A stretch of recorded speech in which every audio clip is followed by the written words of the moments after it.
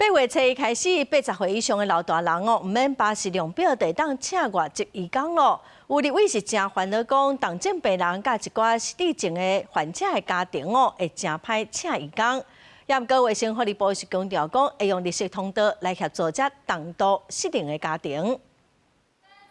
为着应应当年相关的失智症需求，卫福部提出失智症政策纲领3.0。不过，民进党立委林月琴是烦恼，8月嘛得要上路的80岁以上长者免凭巴士量表，就会当聘请外国籍看护薪资。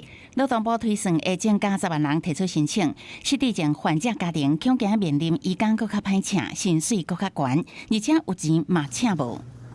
失智症患者家庭从来都是被移工挑选的。 那而没有选择移工的条件，可是压力现在来了哈，那总是要面对嘛。包含了我们的社区的据点，好，然后我们的家屋跟我们的共照这些。那我们的部立医院也非常努力，有相关的床位出来做协助。国民党立委王耀明指出，连长教司副市长都特别承认，长照失灵顶级评估爱开真侪时间。对于外国籍看护家庭来讲，空窗转换期无法度使用长照2.0，所以也是无包含伫长照系统内底。国家巴士量表甲长照失灵评估无整合，互案主爱开真侪时间。这个怎么样去转衔？怎么样衔接？怎么样整合？我希望这个你们可以从使用者的这个角度来思考，不是2套系统。